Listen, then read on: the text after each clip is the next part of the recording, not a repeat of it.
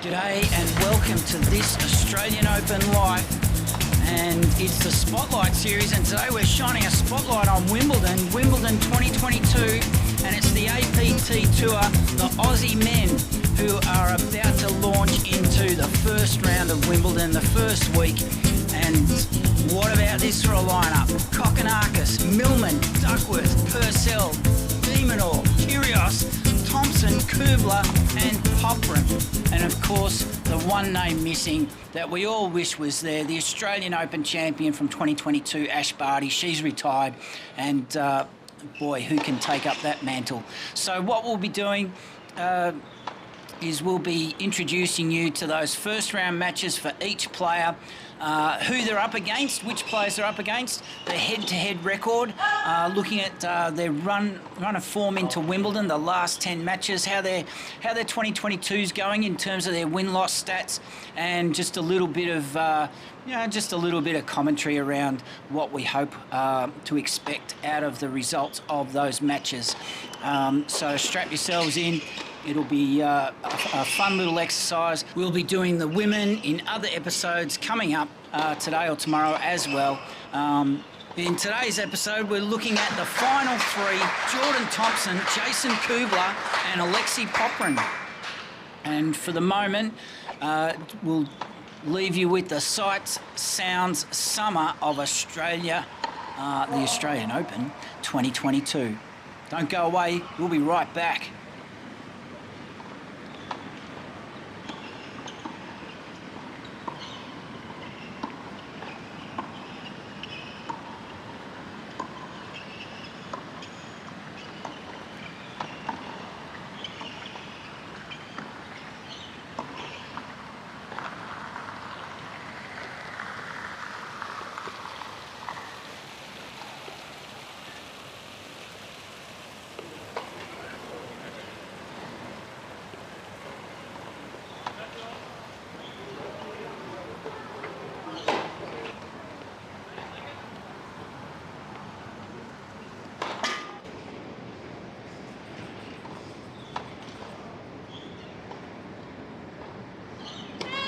Oh.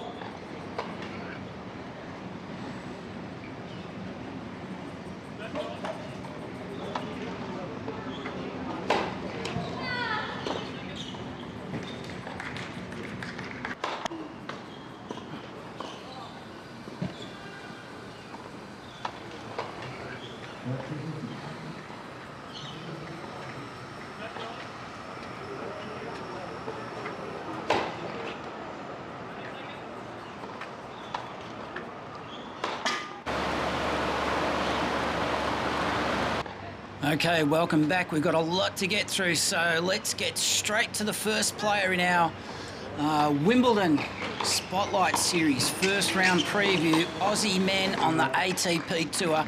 Jordan Thompson is the first of the final three Aussie players, the Aussie men fronting up in the first round at Wimbledon, and he has been drawn against the Bolivian player Roberto Carballes Baena, and these two blokes are well evenly matched because they're both well inside the top 100, with Thompson with a ranking of 76, Baena he's at 87. He's been as high as 71, and Thompson, he's been as high as 43. They're both in their late 20s, so they're really well matched, except that Jordan Thompson hasn't yet cracked it for a title on the tour, whereas Baena has an ATP title. And looking at their win-loss stats, you'd like to think that Jordan Thompson, you hope that he's recovered from his French Open loss to Rafa Nadal. Did you see the picture of him draped over the net with his head hung low on the other side of the net, on Rafa's side of the net, almost shrugging in absolute... He was mystified, as he said in his press conference after the match. He said, every time I hit what I thought was one of my best shots of the day, it came back with interest. And isn't that a common experience for anyone that he has a Rafa Nadal encounter on centre court at Roland Garros? So good on him. He gave his all and tried his guts out, and that's what we like about Jordan Thompson. He is an absolute absolute beast on the court. He will not give up without a fight, and that is very evident in his win-loss stats for 2022. He's having a great time of it. He's won 7 of his last 10 matches, and he's running it better than 60% in terms of his win-loss stats. He's won 19, lost 16, and his Bolivian opponent, he's really clicking through the gears in 2022. He's played well over 40 matches and running it better than 55 to 60% win rate. And his last 5 matches he has won. So Thompson, he'll have it all set out for him to win this match. They've never met before, but what a grass court record Jordan Thompson has compared to this guy. That the Bolivian has never played on grass. So maybe it's now that he's in the top 100, he's thinking, well, I've got the confidence. It's time I paid a visit to Wimbledon. And Jordan Thompson, he'll be very happy with his current record of 11 wins and 3 losses on grass. So you'd like to think that on court 8, starting at 3 p.m. it'll just be a short time later. By dinner time, Jordan Thompson will be walking off with a straight sets win, and if it does go to 3, it'll only because his opponent will be saying to us, well, look, I've got the goods and I'm going to bring my best game, but you'd expect Jordan Thompson to win in this one. Jason KUBLER, what a great 2022 he's having after years of injuries which were preventing him from achieving his best. His body's finally coming good, and boy, aren't the results showing. He is the biggest mover within the Australian top 10 on the ATP Tour for 2022. He's 29 and he's gone up 40 spots, finally cracking the top 100, just sitting just within it. He reached the second round at Roland Garros this year as a qualifier, and then he picked up his ATP Challenger title on American hard courts. It's fantastic. It's propelled him to 99. It's his highest ranking position since December 2018, and he's based in Brisbane, and he's won 12 of his past 15 matches after being ranked outside the top 200 after the Australian Open. And before that, we did a preview on Jason, if you check out one of our earlier wildcards episodes. So he'll be feeling chuffed, and I'll tell you what, going into Wimbledon, he'll be feeling full of confidence because this guy knows how good he is. So let's look at his opponent, and guess what? It's a local, Daniel Evans, who's ranked 33 in the world, has been as high as 22. At the moment, Jason KUBLER is 99 after having got to 91. Now, Dan Evans is the current British #1 player, also has an ATP Tour title to his credit, and this guy's no slouch. He's no dummy on grass at all. So Jason KUBLER, he's got his work cut out for him, but look, they're pretty even. And you've got to say that Evans will have an advantage with the home court crowd at Wimbledon. It's interesting with the British men over the last 2 to 4 years. They're definitely finding some form there, the British men, and they've been doing pretty well on the Davis Cup scene as well. But anyway, 6-2 win-loss record for Evans. KUBLER's won 3 straight matches on grass, and like we said, his run of matches recently, he has only dropped 1 in his immediate last 10 matches, and he's playing his guts out in 2022. He's played 45 matches, can you believe that? And he's won 35 of them, and Evans is running a little bit closer to the mark, around the 50% mark, but he also has only lost 3 of his last 10 matches. So we'd like to think that KUBLER's in there with the show. You never know, because this guy's a fighter. You've got to be pretty mentally tough to get through the run of injuries that he has. And if I was Daniel Evans, I wouldn't be relying on the emotion of the crowd to get me through this match. So we can't wait to see what Jason KUBLER does with this opportunity. Don't go away. We'll be right back.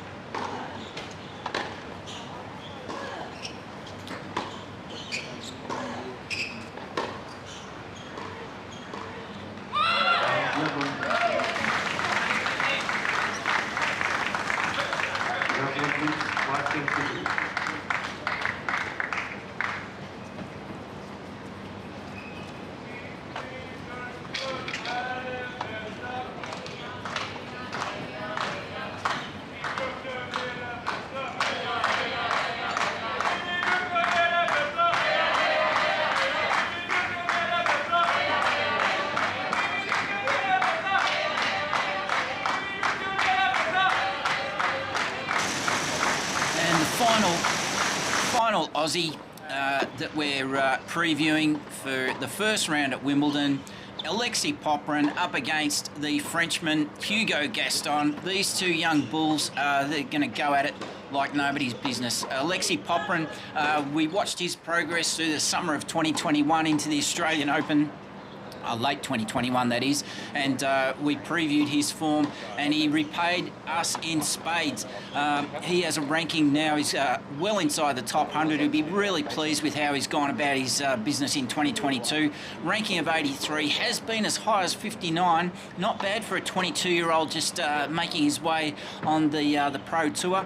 And the Frenchman, ranked at 66, and that's his current highest ranking. And Alexei Popyrin also with a ATP Tour title to his credit, and he'll be pretty happy with his form. His last 10 matches, he's won 7 of his last 10.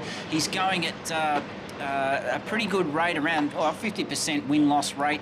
He won't be too worried going up against this guy. He'd be full of confidence because the Frenchman has only won 9 of his 25-odd matches for 2022, and he's scratching for form.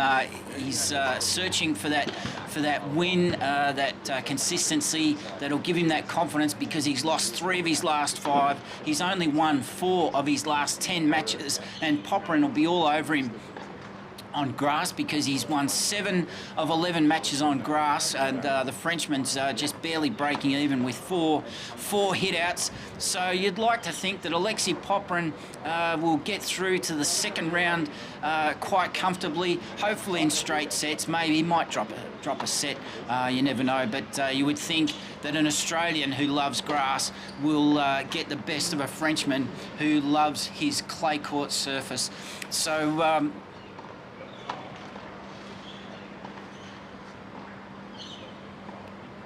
So to wrap up, we've covered 9 Australian men. So you'd like to think that, let's see, how are we going to go in the first round? Well, you'd like to think Kokonakis will get up, Millman will get up, hopefully, if he if he's on his game. James Duckworth, well, we'll have to tip our hat to Andy Murray there. The young blokes, Purcell, Popyrin, you know, experience counts for a lot, so hopefully they can make the best of their situation. But you'd like to think that Jason Kubler will come out with the win there against the British #1 Daniel Evans, and for the rest of the guys,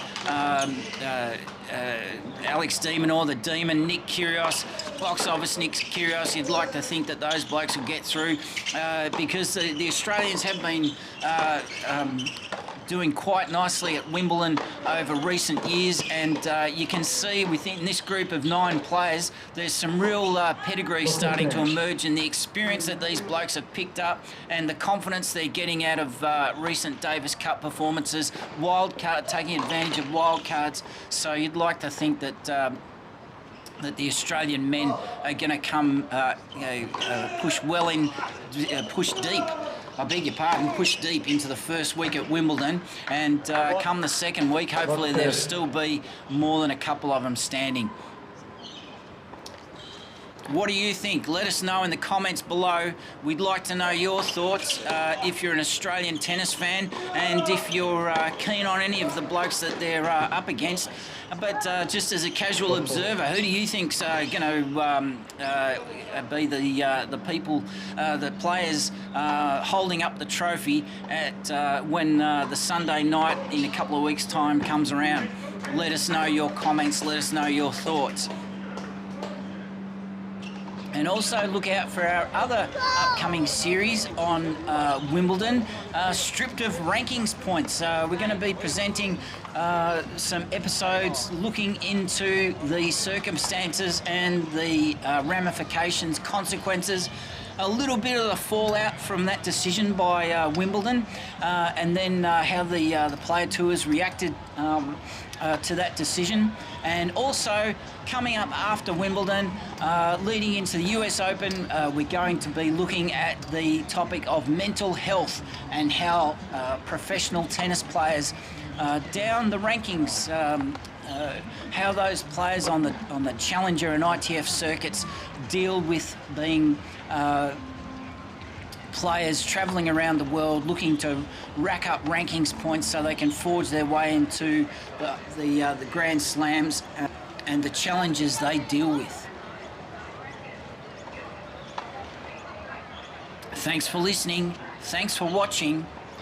You're listening to This Australian Open Life. You can watch us on the internet all over the world from anywhere you are. And we've also got our podcast going, of course, hosted by Acast. But you can find us on Spotify, on all those channels. The names which just escape me, isn't that hopeless? But you can find us on wisewords.com.au. You can find the podcast and listen from the comfort of your lounge room, your laptop, your mobile, when you're on the train, when you're on the plane, anywhere in the world. This Australian Open Life will be pleased and happy to keep you company.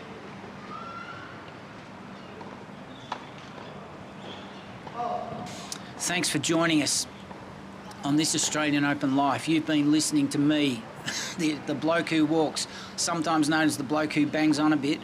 We're based in Melbourne, Australia. Thanks for listening. Thanks for watching. Please like and subscribe. Please keep following. Please keep enjoying these episodes and enjoy the tennis. We hope you're having a great time keeping an eye on these elite international tennis players.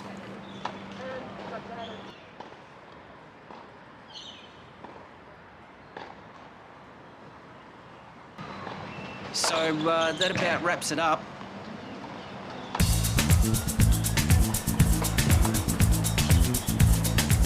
Hope you enjoyed that very rudimentary summary. I'm not going to pat myself on the back about the quality of this episode. It was really just about bringing together all those names of all those players and just letting you know that that's where things are at, because we live in a digital age, but it's actually sometimes not that easy to find all this information. And the Christmas New Year's break, I mean, who wants to spend all their time looking at endless streams of apps and websites and so let us do all the hard work for you. That's what we're here for. And it's so very much appreciated that we're finding out that from most of the viewers, whether it's by comments or likes or subscriptions, that this Australian Open Life is hitting the mark for you. You've been listening to Bloke Who Walks. This was our Wildcards episode of the Spotlight series. Have a great new year. Thanks for listening, and we'll chat to you very soon. Bye for now. Based in Melbourne, Australia, This Australian Open Life is produced by Wise Words Media and Calumny Films.